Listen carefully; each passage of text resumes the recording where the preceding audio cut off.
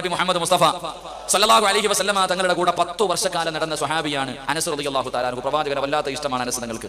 പ്രവാചകന്റെ കൂടെ അനസ് റളിയല്ലാഹു തആല അൻഹു ഖാദിമാണ്, പ്രവാചകന്റെ ഖാദിമായിരുന്നു അനസ് റളിയല്ലാഹു തആല അൻഹു. ആ അനസ് റളിയല്ലാഹു തആല അൻഹു ഒരിക്കൽ താബിഈങ്ങളിൽപ്പെട്ട, എന്റെ പ്രിയപ്പെട്ടവരെ, താബിഈങ്ങളിൽപ്പെട്ട ഒരു ചെറുപ്പക്കാരനെ കണ്ടു. അവിടെ നിന്ന് ചരിത്രത്തിൽ കാണാം, റബീ ഇബ്നു ഹുസൈം റളിയല്ലാഹു തആല അൻഹു താബിഈങ്ങളിൽപ്പെട്ട ഒരു ചെറുപ്പക്കാരനാണ്. മഹാനായ അനസ് റളിയല്ലാഹു തആല അൻഹു റബീ ഇബ്നു ഹുസൈം എന്ന് പറയുന്ന ചെറുപ്പക്കാരനെ കണ്ടപ്പോൾ അവിടെ നിന്ന് പറഞ്ഞു, നിങ്ങളെ എങ്ങാണം എന്റെ മുത്തുനബി കണ്ടിരുന്നെങ്കിൽ. അവിടെ നിന്ന് പറയുന്നു, റബീ ഇബ്നു ഹുസൈം എന്ന് പറയുന്ന യുവത്വത്തിന്റെ നടുവിലൂടെ നടന്നുപോയ ചെറുപ്പക്കാരനായ മഹാനായ റബീ ഇബ്നു ഹുസൈം റളിയല്ലാഹു തആല അൻഹു ആ ചെറുപ്പക്കാരനോട് അല്ലാഹുവിന്റെ പ്രവാചകന്റെ കൂടെ 10 വർഷക്കാലം ജീവിച്ച അല്ലാഹുവിന്റെ പ്രവാചകന്റെ ഖാദിമായിരുന്ന അനസ് റളിയല്ലാഹു തആല അൻഹു പറയുന്നു, റബിയാ, നിന്നെ എങ്ങാണം അല്ലാഹുവിന്റെ പ്രവാചകനെ കണ്ടിരുന്നെങ്കിൽ. അവിടെ നിന്ന് പറയുകയാണ്, അനസ് തങ്ങൾ പറയുന്നു, അവിടെ നിന്ന് പറയുന്നു, അല്ലാഹുവിന്റെ പ്രവാചകൻ എങ്ങാണം, അവിടെ നിന്ന് പറയുന്നു, റബിയാ, അല്ലാഹുവിന്റെ റസൂൽ എങ്ങാണം നിന്നെ കണ്ടിരുന്നെങ്കിൽ അവിടെ നിന്ന് ഇഷ്ടപ്പെടുമായിരുന്നു റബിയാ.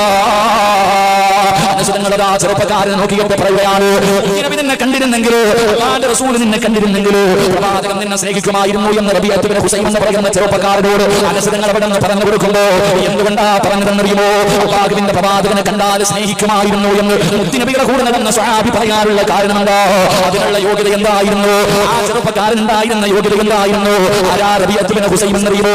എന്റെ പ്രിയമുള്ള ചെറുപ്പക്കാരാ, അല്ലാഹുവിന്റെ പരിശുദ്ധമായ ഖുർആൻ ഉണ്ടല്ലോ, അല്ലാഹുവേ ഖബറിനെ കുറിച്ച് പറയുന്ന ആയത്ത് കേട്ടപ്പോ, മരണത്തിന് ശേഷമുള്ള ജീവിതത്തെ കുറിച്ച് പരിശുദ്ധമായ ഖുർആൻ പറയുന്ന ആയത്ത് ഓതിയപ്പോ മഹാനായ റബീ ഇബ്നു ഹുസൈം റളിയല്ലാഹു തആല അൻഹു കൊണ്ട് വീടിന്റെ വെളിയിലേക്ക് ഇറങ്ങുകയാണ്. പരിശുദ്ധമായ ഖുർആനിലെ ആയത്ത് കേട്ടപ്പോ, മരണത്തിന് ശേഷമുള്ള ഖബറിനെ കുറിച്ചുള്ള ജീവിതത്തെ കുറിച്ച് പറയുന്ന ആയത്ത് ഓതിയപ്പോ കൊണ്ട് വീടിന്റെ വെളിയിലേക്ക് ഇറങ്ങി.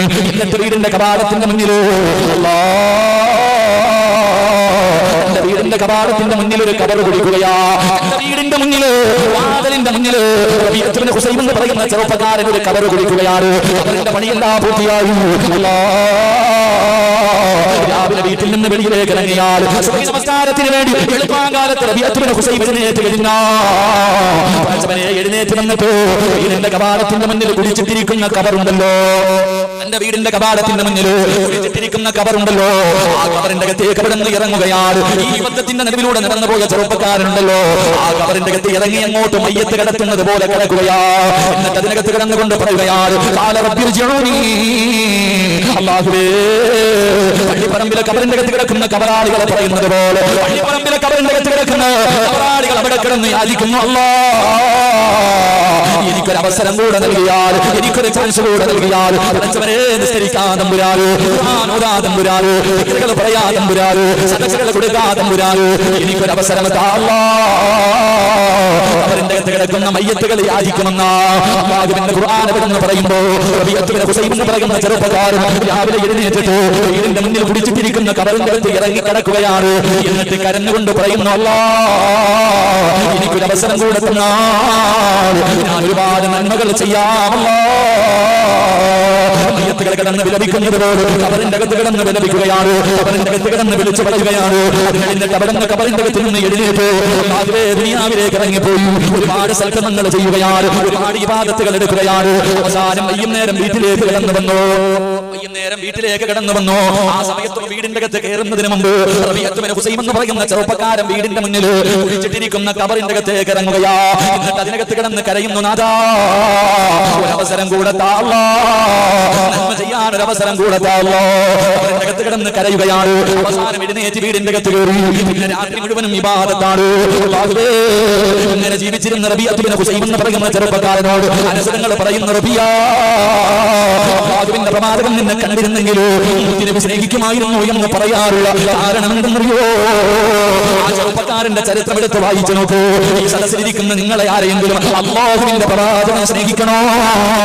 മുത്തുനബിയുടെ കൂട്ടുകാരാകണോ? അല്ലാഹുവിന്റെ പ്രവാചകന്റെ കൂട്ടുകാരാകണോ? ചെറുപ്പക്കാരാ, ഈ പ്രപഞ്ചം മുഴുവനും സൃഷ്ടിക്കാൻ കാരണക്കാരനായ അഷ്റഫുൽ ഖൽഖ് നബി മുഹമ്മദ് മുസ്തഫ, പഞ്ചകുബ്ബയുടെ മടിത്തട്ടിൽ കടന്നു വന്ന നബി മുഹമ്മദ് മുസ്തഫ സല്ലല്ലാഹു അലൈഹി വസല്ലമ തങ്ങൾ സ്നേഹിക്കുന്ന പെണ്ണാകണോ? മുത്തുനബി സ്നേഹിക്കുന്ന പെണ്ണാകണോ? എന്റെ പ്രിയമുള്ള ചെറുപ്പക്കാരാ, റബീ ഇബ്നു ഹുസൈമിന്റെ പോലെയാകൂ, റബീഅത്ത് ഇബ്നു ഹുസൈമിനെ പോലെയാകൂ. ആ ചെറുപ്പക്കാരന് 6 നന്മ കൊണ്ടുണ്ടായിരുന്നു. ആ റബീഅത്ത് ഇബ്നു ഹുസൈം എന്ന് പറയുന്ന ചെറുപ്പക്കാരന് 6 നല്ല ഗുണങ്ങൾ ഉണ്ടായിരുന്നു. മഹാനവറുകളുടെ ചരിത്രം എടുത്തു നോക്കൂ. ഈ പറയുന്ന 6 നല്ല ഗുണങ്ങൾ ഈ സദസ്സിലിരിക്കുന്ന ഏതെങ്കിലും ഒരു മുസ്ലിമിനുണ്ടോ?